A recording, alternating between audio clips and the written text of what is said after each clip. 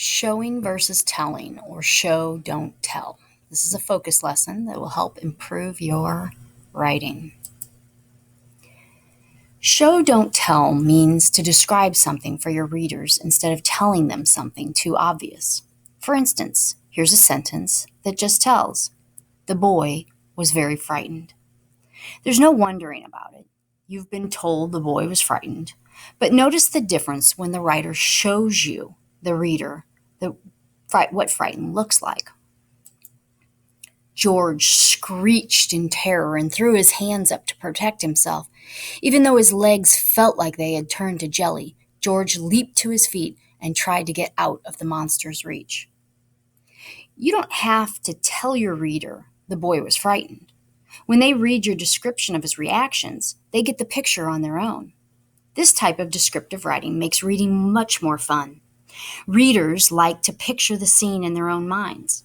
As a writer, you can help them do this by painting a word picture of what the scene looks like. Or you can describe how a character's body reacts to a specific emotion or situation. Here's another example. A kid who doesn't know how to show, don't tell, might write about a crying baby like this. The baby was crying really hard. That's obvious.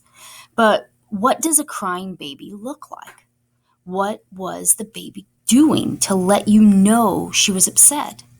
Notice the difference when the writer describes the scene like this. The infant let out a howl that would wake the dead. Tears poured from her eyes and her face turned beet red.